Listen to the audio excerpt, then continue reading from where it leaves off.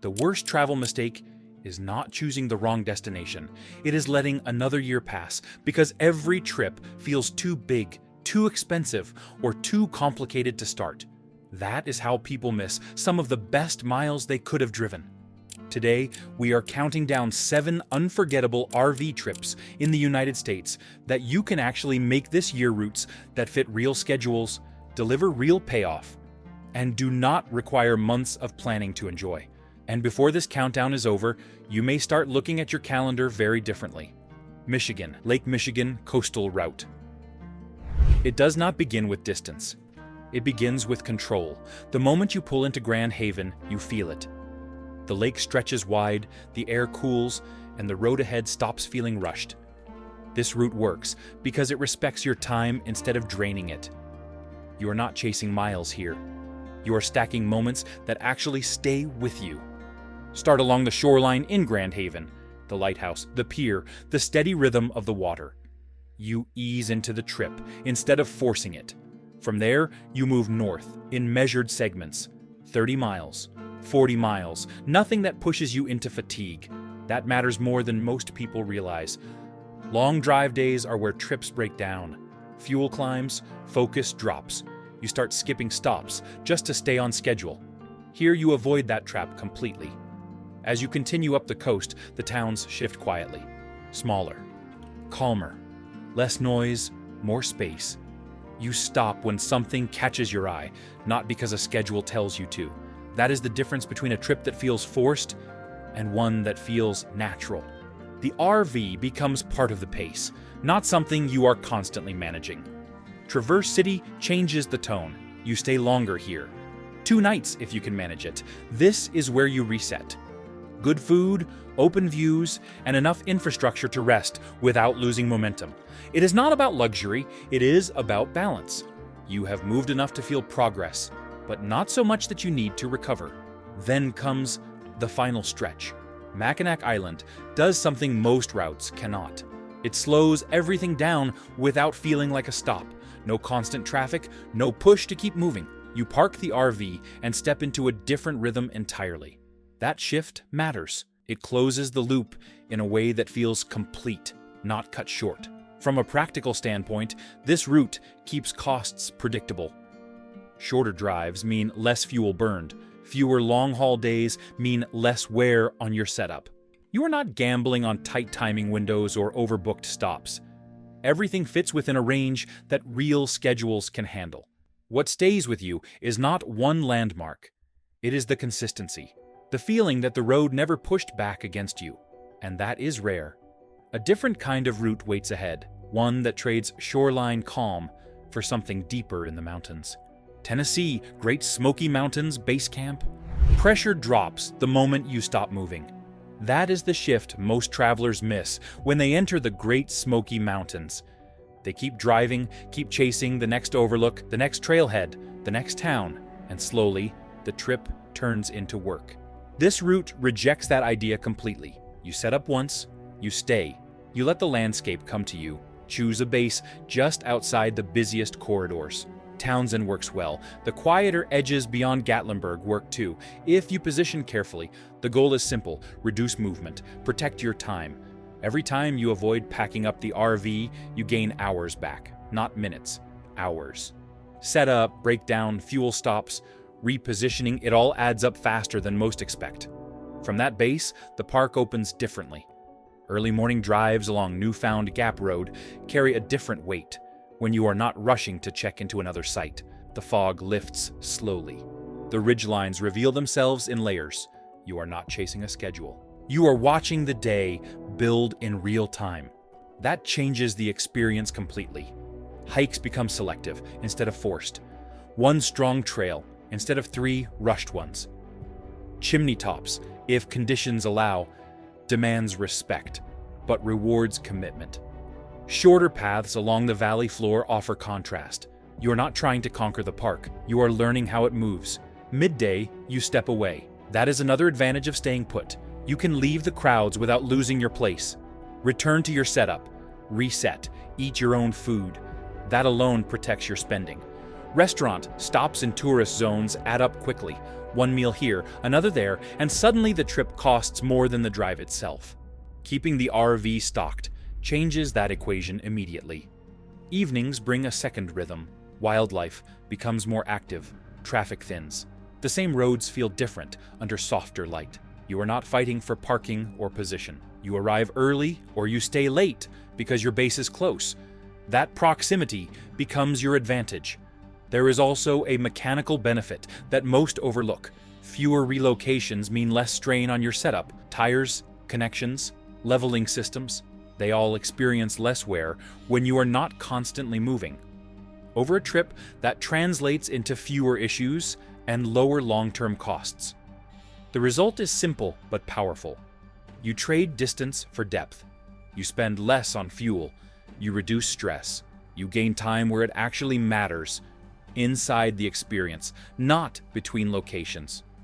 And once you feel that slower control, a longer road begins to make more sense, one that stretches forward instead of holding you in place.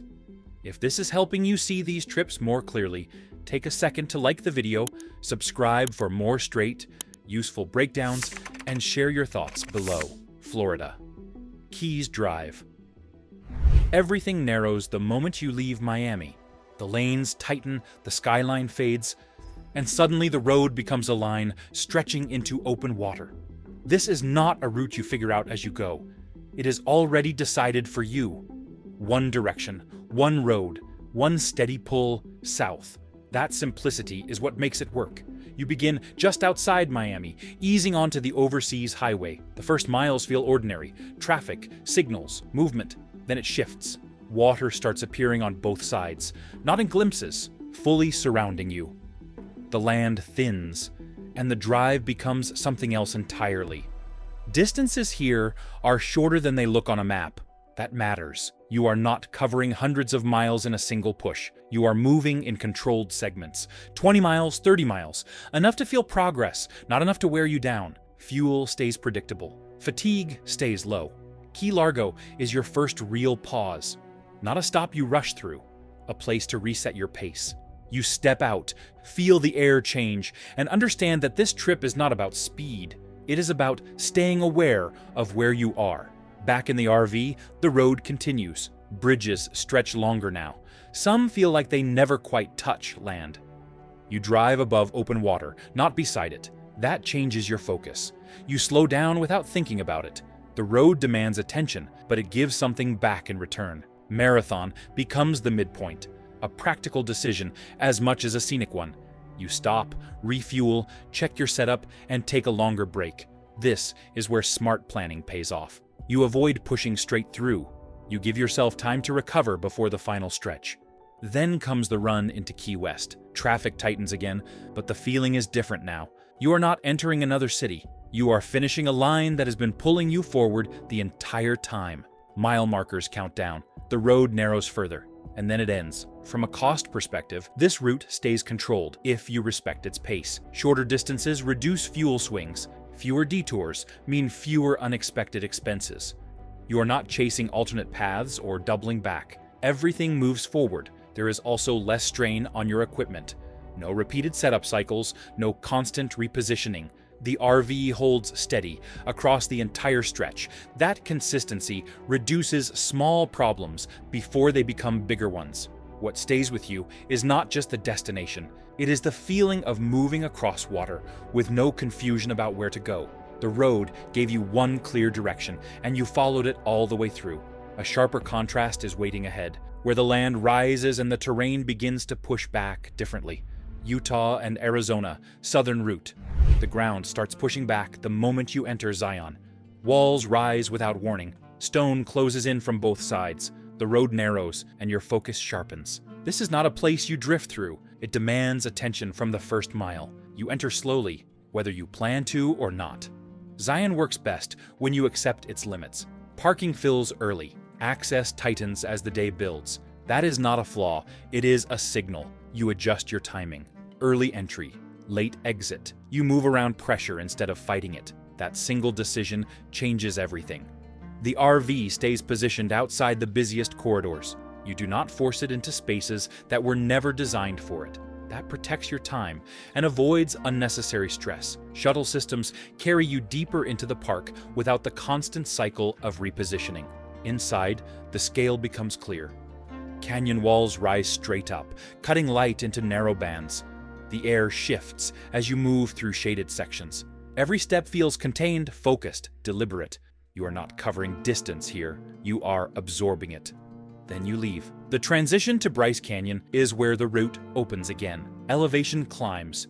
The road stretches outward. You regain space after the compression of Zion. That contrast matters. It resets your perspective before the next phase. Bryce does not overwhelm the same way. It reveals itself gradually. You approach the rim, and the land drops away into formations that look carved rather than formed. Hoodoos stand in dense clusters, each one shaped by time and exposure. You walk along the edge first, then you decide if you go down. Distances remain controlled between stops. You are not committing to long-haul drives that drain your energy. That keeps your pace steady. Fuel use stays predictable. You avoid the kind of fatigue that leads to rushed decisions. From Bryce, the route bends toward Page. The terrain shifts again. Less vertical, more open. The road carries you through wide stretches where the horizon becomes the focus. Lake Powell appears gradually, not all at once. Water returns, but in a completely different form than before. Horseshoe Bend marks the final visual point, a curve in the land that pulls your attention downward and outward at the same time. You stand above it, not inside it. That distance changes how you read the landscape. From a practical standpoint, this route works because it stays contained. You avoid trying to cover too many parks. You reduce unnecessary mileage. The R-Vee moves with purpose instead of reacting to a crowded plan. Mechanical strain stays lower, fewer abrupt changes, fewer rushed relocations. That consistency protects your setup over the course of the trip. What you gain is clarity. Each location feels distinct, not blended together. And once you leave that open desert behind, a quieter coastline begins to unfold in a completely different way. If you want more routes that actually make sense in the real world, subscribe now. We break these down in a way that saves time, reduces mistakes, and helps you get more out of every mile you drive. Massachusetts to Maine, coastal route. The shift begins before you even leave the city. Boston fades in your mirrors, and the road starts pulling you toward something quieter, older, more deliberate. Traffic thins, buildings lower. The pace changes without asking permission. You do not rush this route. That is the first rule. Leaving Boston, you move north along the coastline in steady segments. 20 miles, 30 miles. Controlled distance that keeps your attention sharp and your fuel use steady. You are not chasing landmarks here. You are choosing moments. Small towns begin to appear along the way. Harbors, narrow streets, weathered buildings that feel like they have been standing longer than most routes you have driven. You do not stop everywhere. That is where most people lose control of this trip. Too many stops, too many detours, the day disappears. Instead, you pick one, maybe two. You park the R-Vee just outside the tightest areas, avoiding unnecessary strain. That decision matters more than it seems. Narrow streets, limited parking, uneven surfaces. Forcing a larger setup into those spaces creates problems that ripple through the rest of your day. Back on the road, the coastline stays with you, sometimes close, sometimes just out of view, but always present. The air carries it, cooler, heavier, different from inland travel. Crossing into Maine, the environment sharpens. The towns grow smaller. The spacing between them widens. You feel the distance more, even though the miles remain manageable. That contrast builds gradually, not all at once. You continue north with intention. Not speed, not pressure, just steady movement. Then Acadia appears. You do not enter it the way you enter other parks. It reveals itself in pieces: rocky shoreline, quiet forest, open views that stretch across the water instead of rising above it. Cadillac Mountain becomes a natural focal point, not because it dominates the landscape, but because it frames it. You rise above the surrounding terrain and look outward, not inward. That shift changes how you read the entire area. From a practical standpoint, this route rewards restraint. Shorter daily drives reduce fuel swings. Fewer stops reduce unnecessary spending. You are not doubling back or correcting missed turns. The path stays clean. Mechanical strain stays lower as well.